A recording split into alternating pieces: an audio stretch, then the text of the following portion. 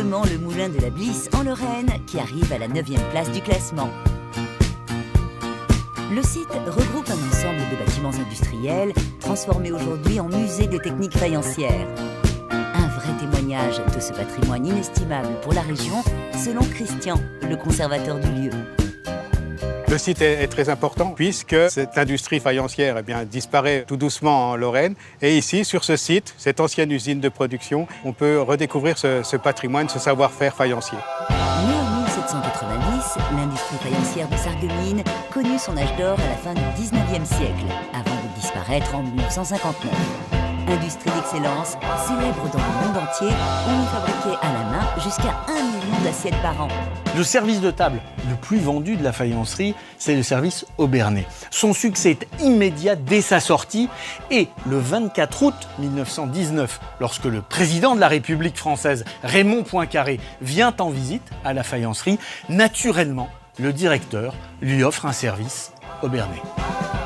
Toutes les familles de la région, ou presque, y comptaient des ouvriers, même si les écoliers, qui sont aujourd'hui les visiteurs les plus nombreux, ignorent tout de cette histoire. Bonjour les enfants, est-ce que vous savez ce que c'est de la faïence? Non. Alors, vous mangez dans quoi à midi? Une assiette. Dans une assiette?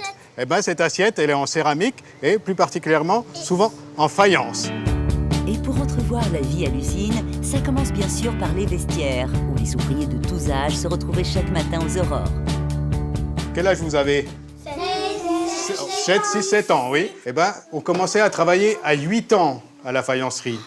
Donc les gens venaient et tous les matins, eh bien, ils mettaient un tablier parce que le travail était très salissant. Comme si l'usine était en pause déjeuner, on a conservé ici tous les outils nécessaires à la fabrication artisanale de faïence. Et pour les démonstrations, il faut voir José, qui travaille comme à l'époque avec une argile composée d'un mélange de pierres locales concassées et une simple éponge gorgée d'eau. On écrase la pâte pour en faire ce qu'on appelle nous une croûte.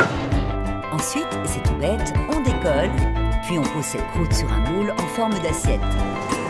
Et là, on voit déjà la forme du dessous de l'assiette qui se dégage de notre pâte.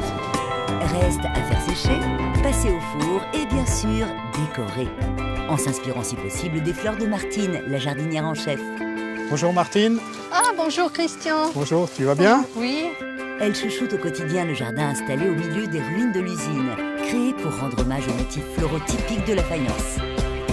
On avait la rose et surtout la pivoine. Alors là, la star de tous les temps, les fleurs, voilà, parce que quand même une symbolique. Chez les Chinois, par exemple, c'est la longévité. Chez nous, c'est surtout qu'elle nous rappelle les jardins de nos grands-mères. Et pour plonger dans le souvenir, faisons maintenant un tour en barque avec Raymond.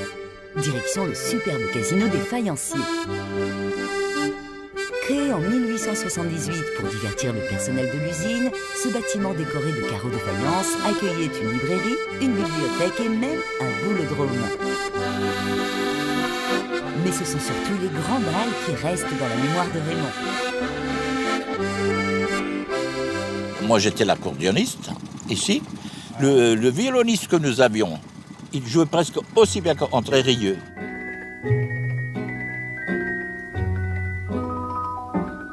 Au premier temps. Bon, il y avait les balles, donc s'il y a des balles, on se bécote, tchic-tchou-tchic.